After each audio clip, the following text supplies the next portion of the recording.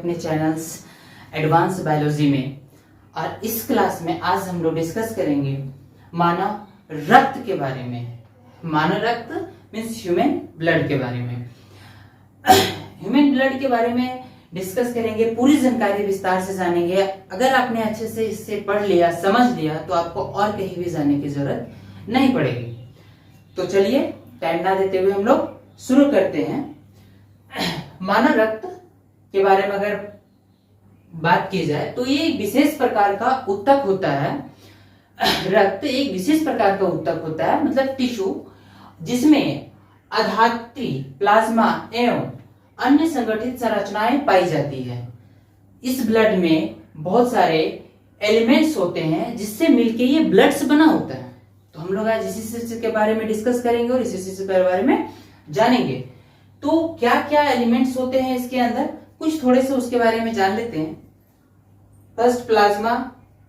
Plasma हमारे blood में 55% होते हैं और ब्लड सेल्स जो शेष प्लाज्मा 55% के बाद ब्लड सेल्स जो 45% बचते हैं, जिसके अंदर ब्लड सेल्स के अंदर RBC, WBC, platelets, basophils, monocytes, neutrophils, lymphocyte, जिसमें टी लिम्फोसाइट और बी लिम्फोसाइट ये अलग अलग होते हैं। हम लोग इसके बारे में आगे भी चर्चा करेंगे। तो फिलहाल हम लोग जान लेते हैं कि मानव रक्त और क्या होता है, इसके थोड़ा सा नजर दौड़ा लेते हैं। जैसे ये blood is a liquid connective tissue. Liquid connective tissue कहने का मतलब है कि एक तरल ऊतक होता है। जो रक्त होता है एक तरल ऊतक होता है। इस ह्यूमन बॉडी में, ह्यूमन बॉडी का अगर 100% में नापा जाए तो उसका 7% ब्लड का भाग होता है, यानी कि केवल शरीर का 7% भाग ब्लड होता है। चाहे वो कोई भी शरीर हो, बच्चा हो, बड़ा हो, एडल्ट हो, ओल्ड हो, कोई भी हो, उसका 7% भाग ब्लड होता है ना। ब्लड एक क्षारीय विलय होता है जिसका पीएच मान, क्षारीय विलय होता है विलयन, जिसका पीएच मान 7.4 होती है। कितनी होती है? 7.4 होती है। और ब्लड एडल्ट में, एडल्ट कहने का मतलब है जो 18 साल से ऊपर हो जाते हैं, उनमें 5 से 6 लीटर ब्लड होता है। नॉर्मल ये एवरेज है जो होना ही चाहिए। अगर इससे कम होती है तो हेमोग्लोबिन कम हो जाएगी। तो एडल्ट में 5 से 6 लीटर ब्लड एक इंसान में होती है। और इसके बाद एक खास बात होती है कि फीमेल और मेल ये दोनों में ब्लड होती है, 5-6 लीटर की मात्रा दोनों में। बट यहाँ पे एक कंजेस्टर होता है कि फीमेल में मेल के मुकाबले आधा लीटर ब्लड कम पाया करेंगे। ब्लड के टाइप्स के बारे में कि ब्लड्स कितने टाइप्स के होते हैं। जनरली जब हम लोग बचपन में पढ़ते थे तो कोई पूछता था टाइप्स कितने होते थे, हम लोग दूध के बोलते थे। आरबीसी, डब्ल्यूबीसी नहीं। ब्लड्स के मेनली 2 टाइप्स होते हैं। जो पहला होता है प्लाज्मा और दूसरा होता है ब्लड सेल्स। ब्लड सेल्स को संगठित पदार्थ कहते हैं और प्लाज्मा को प्लाज्मा ही कहते हैं। प्लाज्मा ब्लड्स का 55% होता है और ब्लड सेल्स 45% होते हैं, है ना। तो पहले बात कर लेते हैं प्लाज्मा के कि आखिर इसमें ब्लड में जो ये 2 टाइप्स है कि प्लाज्मा और ब्लड सेल्स, तो हम लोग एक एक करके डिफाइन करेंगे। तो पहले प्लाज्मा के बारे में जान लेते हैं कि प्लाज्मा होता क्या है। तो प्लाज्मा में 90% वाटर होता है, जल, है ना। 90% इसमें जल होती है।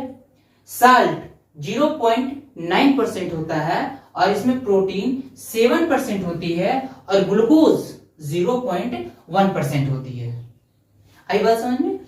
नेक्स्ट आते हैं ब्लड सेल्स के बारे में। तो ब्लड सेल्स में ही होते हैं वो 3 टाइप जो हम लोग बचपन में 3 टाइप कहा करते थे। तो ब्लड सेल्स में कौन कौन से आते हैं? आरबीसी, जिसको हम लोग रेड ब्लड सेल्स कहते हैं।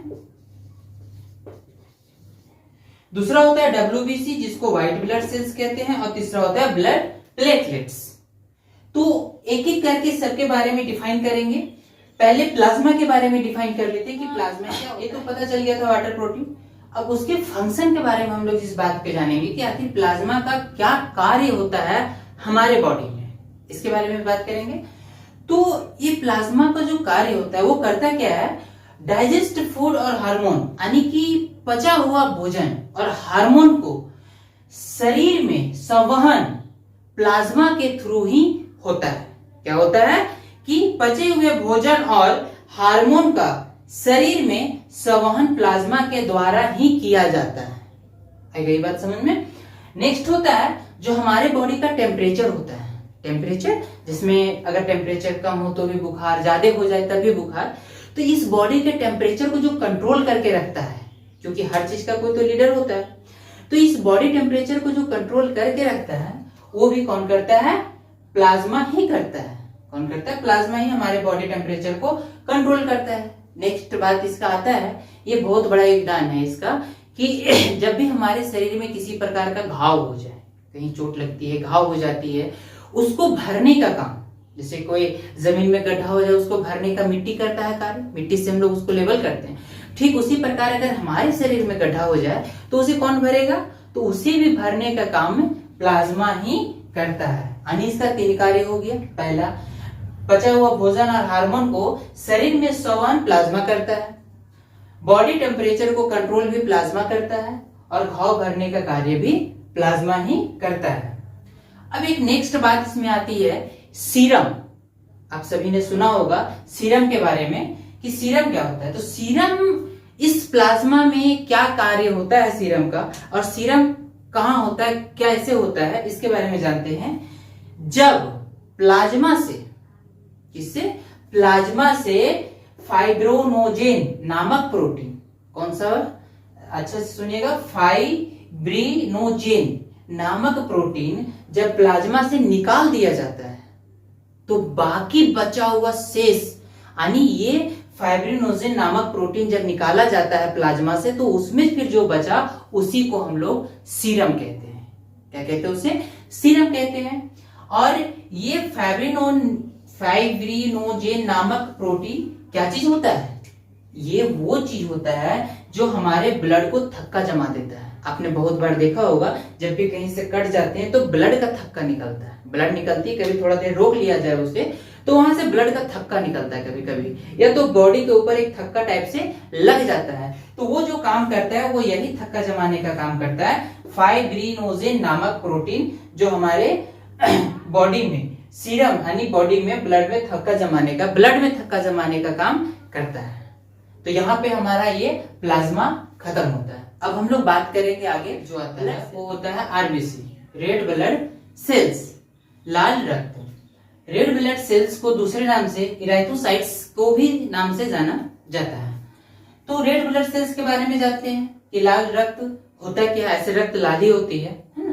तो लाल रक्त होती भी क्यों है ये भी जानेंगे इसके अंदर। तो आरबीसी को डिफाइन करते हैं, आरबीसी के बारे में कुछ यूनिक बातें जानते हैं। इसे सिर्फ इसका निर्माण बोन मैरो में होता है। आरबीसी का जो निर्माण होता है, आरबीसी जहां बनता है उसे बोन मैरो कहते हैं। बोन मैरो जहां हड्डियों का ऐसे जोड़ होती है, जिसे अगर हड्डियों से तोड़ा जाए तो इस तरह का ढांचा होती है, वो बोन मैरो होती है। बोन मैरो बोन का अंदर का मैरो, तो वहां इसका निर्माण होता है। ये सारे चीज एक बार निर्माण होने के बाद हमेशा लाइफ टाइम नहीं रहती, इसके कुछ लाइफ साइकिल होते हैं, कुछ दिन होते हैं, जिसके बाद ये मृत्यु के प्राप्त होती है, फिर से नया होती है। यानी इसका चलते रहता है साइकिल, एक कुछ दिन में मर जाता है, फिर से नया बनता है, फिर मरता है, फिर नया बनता है। तो निर्माण इसका बोन मैरो में होता है, और इसकी मृत्यु, आरबीसी की मृत्यु लीवर या स्प्लेन में होती है ना। एक बड़ा अजीब सा बात है, जब बड़े में ये मृत्यु, जैसे आरबीसी जब बड़े लोगों में होती है तो लीवर में होती है, बट जब ये भ्रूण अवस्था में होती है, भ्रूण अवस्था जब माँ के गर्भ में भ्रूण अवस्था में होती है, तो आरबीसी का निर्माण ही इसमें लीवर में ही होता है। बड़ा अजीब सी बात है ना। यानी कि भ्रूण में निर्माण जहां पे होती है लीवर में, स्प्लीन में, वहीं पे बड़े होने के बाद मृत्यु उसी जगह पे लीवर में होती है। तो ये तय हो गया कि इसका निर्माण बोन मैरो में होता है और मृत्यु लीवर और स्प्लीन में होती है। आरबीसी को बनने में कौन सा चीज मदद करती है? आखिर कुछ तो हो। उसमें आता है protein, vitamin, B12 and folic acids. आप अक्सर डॉक्टर पास अगर गए होंगे तो एक सिरप दे देता है B12 का, विटामिन का, प्रोटीन का, फॉलिक एसिड, ये सारा मिक्स रहता है एक साथ। वो इसलिए देता है ताकि आरबीसी का निर्माण हो सके और आप जल्दी से स्वस्थ और आपका स्वास्थ्य ठीक हो सके। तो निर्माण में सहायक ही होता है प्रोटीन, विटामिन, B12 और फॉलिक एसिड, यानी ये सब आरबीसी को बनने में मदद करते हैं। तो यह सारा चीज हमें आने की, जिससे कि हम लोग क्या करते हैं, आजकल हम लोग बाजार के ज्यादा आदी हो गए हैं, हमें गांव के ही सब्जियां, हरे सब्जियां को ज्यादा खाने चाहिए, जिससे हमें ये सब आसानी से प्राप्त हो सके और अपने डाइट ठीक रखें। नेक्स्ट होता है कि इसमें केंद्रक नहीं पाया जाता। ये इंपॉर्टेंट पॉइंट है, इसको याद रख लीजिएगा कि आरबीसी में केंद्रक नहीं पाया जाता। अब दो छोड़ करके, एक कैमल और लामा को छोड़ करके, है ना। इसकी जो लाइफ साइकिल होती है, जब हमने अभी शुरू में बताया कि इसका निर्माण होता है, मृत्यु होती है, तो कुछ तो डेज होंगे जहां पे ये सरवाइव कर रहा होगा या जी रहा होगा, तो वो होता है 20 से 120 दिन तक। इसका लाइफ साइकिल होता है 20 से 120 दिन तक, यानी कि जिस दिन से निर्माण हुआ वहां से 20 दिन से 120 दिन के बाद इसकी मृत्यु भी हो जाएगी और फिर से नया निर्माण भी हो जाएगा। यहां तक क्लियर है? ये 4-5 पॉइंट क्लियर है कि निर्माण बोन मैरो में होती है, मृत्यु लीवर में और स्प्लीन में होती है। इसका निर्माण करने में जो सहायता करते हैं वो protein, vitamin B12, folic acid करते हैं। इसमें केंद्रक नहीं पाया जाता और इसका लाइफ साइकिल 20 से 120 दिन का होता है। अंडरस्टैंड? एक कुछ छोटी सी पॉइंट नोट करने वाली बात है, जिसे मैंने अभी थोड़ी देर पहले बताया था कि भ्रूण अवस्था में इसका निर्माण लीवर और स्प्लेन में ही होता है। इसका भ्रूण अवस्था में इसका निर्माण लीवर और स्प्लेन में होता है और बड़े होने के बाद मृत्यु कहाँ होती है? इसी लीवर और स्प्लेन में होती है ना। ये अजीब सी बात है, अगर एक चीज याद रखा जाए तो दोनों बात याद रखी जा सकती है कि भ्रूण अवस्था में निर्माण यहाँ पे होता है और मृत्यु बड़े में होती है यहाँ जाकर के। अब क्या होता है कि जो ये ब्लड हमारे शरीर में लाल होता है, जब अक्सर लड़ाई होती है हिंदू मुसलमान की, हम लोग कहते हैं सारा खून एक जैसा होता है। सही बात भी है, जितने भी इंसान इस धरती पे है सबका ब्लड रेड है, टोटल का ब्लड रेड होता है, सब स्तनधारियों का ब्लड रेड होता है। रेड होने के कारण क्या होते हैं? इसी आरबीसी में, यही आरबीसी रिस्पॉन्सिबल होता है रेड करने के लिए। इसमें एक तत्व होता है जिसको हेमोग्लोबिन बोलते हैं। हेमोग्लोबिन ही रिस्पॉन्सिबल होता है हमारे ब्लड को रेड करने में, लाल दिखने में, है ना। अगर ये हेमोग्लोबिन था तो रेड दिख रहा था, है ना। अब कुछ इसका फंक्शन के बारे में जान लेते हैं कि ये रेड ब्लड सेल आरबीसी, इसका फंक्शन क्या है, कार्य क्या है, करता क्या है हमारे शरीर में, इसका मुख्य कार्य क्या है। ये बात याद रखने वाली हो, इसे याद रखिएगा, है ना, क्योंकि लोग अक्सर सुनते हैं और भूल जाते हैं। तो ये इधर जो सुने ये सिर्फ याद रखिएगा कि शरीर का हर एक सेल में, शरीर का जितने भी, क्योंकि टोटल बॉडी तो सेल से ही बनी है, तो पूरे बॉडी में जगह से टोटल बॉडी के हर एक सेल तक ऑक्सीजन को पहुंचाने का कार्य आरबीसी करता है और वहां से CO2 कार्बन डाइऑक्साइड को वापस लाने का कार्य भी हमारा आरबीसी ही करता है। मुख्य कार्य हो गया, यानी कि ऑक्सीजन को पूरे सेल्स, पूरे बॉडी तक पहुंचाने का कार्य और वहां से CO2 को उठा के वापस लंग्स तक लाने का कार्य आरबीसी करता है। इसकी एक बड़ा खास बात है, जब आप सो रहे होते हैं गहरी नींद में या नींद में सो रहे होते हैं, उस वक्त ये आरबीसी 5% कम हो जाती है, 5% डिक्रीज कर जाता है। बट अगर जब भी आप 4200 मीटर ऊंचाई पर होते हैं, अपने धरती से 4200 मीटर की ऊंचाई पर जब होते हैं, तो आरबीसी 30% इंक्रीज कर जाता है। याद रखिएगा, सोते वक्त 5% डिक्रीज करती है और जब भी हम 4200 मीटर की ऊंचाई पर होते हैं तो ये 30% इंक्रीज कर जाता है ना। अब इसमें होता है, अब तो ये तो बात हो गई, अब हमें कैसे पता चलेगा कि हमारे शरीर में आरबीसी कितना है? आखिर कुछ तो यंत्र होगा जो इससे काउंट करता होगा या फिर इसे कैलकुलेट करता होगा। तो बिल्कुल अवेलेबल है, उस मशीन का नाम है हीमोसाइटोमीटर। इस मशीन को याद रखिएगा, हीमोसाइटोमीटर। ये मशीन हमारे बॉडी में आरबीसी को काउंट करके बताता है कि हमारे बॉडी में कितने आरबीसी अवेलेबल है। अब ये चीज आ जाती है, अब यहाँ मुख्य दो बातें आती है कि अगर हमारे बॉडी में आरबीसी की कमी हो गई, अगर हमारे बॉडी में आरबीसी की कमी हो गई तो हमें कौन कौन सी बीमारी हो सकती है। मुख्यतः दो बीमारी होती है, एक होता है एनीमिया और दूसरा जॉन्डिस। एनीमिया के बारे में आपने जाना होगा, जब भी डॉक्टर पास आप जाते हो एनीमिया की नाम लेता है तो बताता है कि आपके शरीर में खून की कमी हो गई है। दूसरा जॉन्डिस, जिसमें शरीर पीला पड़ जाते हैं, आंखें पीले पड़ जाते हैं, है ना। ये दोनों बीमारी आरबीसी की कमी से होता है। आगे अब हम लोग इसके आगे पढ़ेंगे व्हाइट ब्लड सेल्स। इसके दूसरे नाम से हम लोग ल्यूकोसाइट्स के नाम से जानते हैं। या तो आप इसे WBC बोल दीजिए या तो फिर आप इसे लाइकोसाइट्स बोलिए, दोनों सेम है। अब WBC के बारे में थोड़े से जान लेते हैं। ऐसे ही इसका बहुत बड़ा रोल होता है हमारे शरीर में, है ना। तो ब्लड की संख्या, ब्लड में इसकी संख्या सबसे कम होती है। WBC की संख्या ब्लड में सबसे कम होती है, बट साइज में ये सबसे बड़ा होता है। ठीक है। नेक्स्ट है कि इसका निर्माण कहाँ कहाँ होता है। आरबीसी का निर्माण केवल बोन मैरो में हो रहा था, बट इसका निर्माण बोन मैरो, लिम्फ नोड और लिवर और स्प्लेन में इसमें कभी कभी होता है, हमेशा नहीं, इसमें कभी कभी होती है, but bone marrow, lymph node में इसमें हमेशा निर्माण होती है। इसकी मृत्यु ब्लड में ही हो जाती है। इसकी मृत्यु का जो साइकिल होता है, लाइफ साइकिल, वो 2 से 4 दिन तक होता है, यानी कि 2 से 4 दिन में ये हमेशा न्यू बनते रहता है। अब इसका रेशियो अगर देखा जाए आरबीसी और डब्ल्यूबीसी के साथ, हमने अभी थोड़ी देर पहले जैसे कहा कि ब्लड में इसकी संख्या सबसे कम होती है, बट साइज में बड़ा होता है। तो संख्या कम कितनी होती है, अगर आरबीसी 600 तो ये 1 होगा, यानी 600:1, इतनी कम होती है डब्ल्यूबीसी की संख्या हमारे बॉडी में। तो ये तो इसका हुआ। अब इसका कुछ मुख्य कार्य है जिसके बारे में हम लोग जानेंगे कि डब्ल्यूबीसी का मुख्य कार्य हमारे शरीर में क्या काम करता है। इसका बहुत बड़ा रोल होता है हमारे शरीर को रोग प्रतिरोध क्षमता बढ़ाने में, है ना। यानी कि शरीर को, जो हमारे शरीर में जो रोग होते हैं उसके संक्रमण से बचाने का कार्य डब्ल्यूबीसी करता है। यानी कि एक तरह से इसे हम बॉडी गार्ड कहते हैं। जैसे शरीर का हर एक हवेली का बॉडी गार्ड होता है, किसी भी चीज का बॉडी गार्ड होता है जिसके ऊपर अटैक नहीं किया जा सकता, तो उसी प्रकार से इस शरीर का बॉडी गार्ड भी कहा जाता है, इसे, है ना, रक्षक कहा जाता है। हमारे शरीर का रक्षक डब्ल्यूबीसी को कहा जाता है। और क्या करता है, इसके साथ साथ हमारे इम्यून सिस्टम को बढ़ाने का काम करता है। हमारे इम्यून सिस्टम जितनी मजबूत रहेगी, हम रोग प्रतिरोध क्षमता उतना तेज रहेगा, हम उतने बाहर से आने वाले जितने भी फंगल, बैक्टीरिया है, वायरस है, वो सबसे हम लोग लड़ सकते हैं। ये सबसे बचाने का कार्य हमारा डब्ल्यूबीसी ही करता है। यानी कि मुख्यतः ये एक तरह से समझिए कि दरवाजे पे बैठा हुआ है, अगर बाहर से कोई आतंकवादी आ रहा है, जैसे आतंकवादी के तौर पे वायरस, बैक्टीरिया, उसे ये मारने का काम करता है। लेकिन कभी कभी अगर ये कमजोर पड़ जाए तब हम उस अवस्था में बीमार पड़ जाते हैं। फिर हमारा इम्यून सिस्टम बढ़ाने के लिए हम लोग टैबलेट्स का यूज करते हैं, और जब इम्यून सिस्टम बढ़ जाता है तो फिर जो वायरस और बैक्टीरिया हमें घेरा था वो मर के, और फिर हमारे बॉडी, थोड़ी देर पहले पढ़ रहे थे प्लाज्मा, उसमें हमने कहा था कि ये घाव भरने में मदद करता है।